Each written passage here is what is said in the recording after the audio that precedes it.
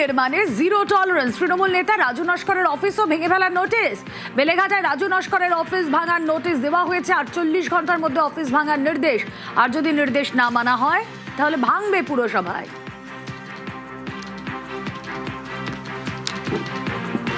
1C east Kulia road, Ajmer tower private limited, Raju নস্করের office. এবার সেই অফিসে কলকাতা পুরসভার তরফ থেকে দেওয়া হলো নোটিশ। গতকাল এই নোটিশ সার্ভ করা হয়।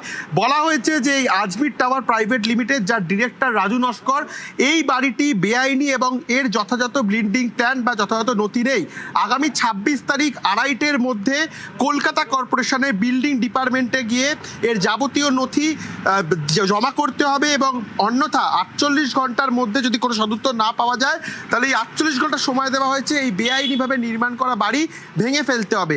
এবং যদি এই বাড়ি না ভেঙে ফেলে তাহলে কলকাতা কর্পোরেশনের তরফ থেকে এসে এই বাড়ি ডেমোলেশনের যে প্রক্রিয়া, সেই প্রক্রিয়া চালানো হবে। প্রসঙ্গত বলে রাখা ভালো, এই আজমির টাওয়ার প্রাইভেট লিমিটেড, যেখানে এই রাজু নস্করের অফিস, সেই অফিসেই দেখা গেছিল 2024 সালে লোকসভা নির্বাচনের দিন তৃণমূলের দাপুটে যারা প্রথম সারির নেতা রয়েছেন তারা এখানে এসেছিলেন এবং এখান থেকে কিন্তু তিনি তৃণমূল কংগ্রেসের যে পার্টির কার্যকলাপ, সেই কার্যকলাপ চালাতে এমনটাও কিন্তু দেখা গেছিল। ক্যামেরায় বিপুল ঘোষের সঙ্গে রৌনক চৌধুরী, নিউজ 18 বাংলা, কলকাতা।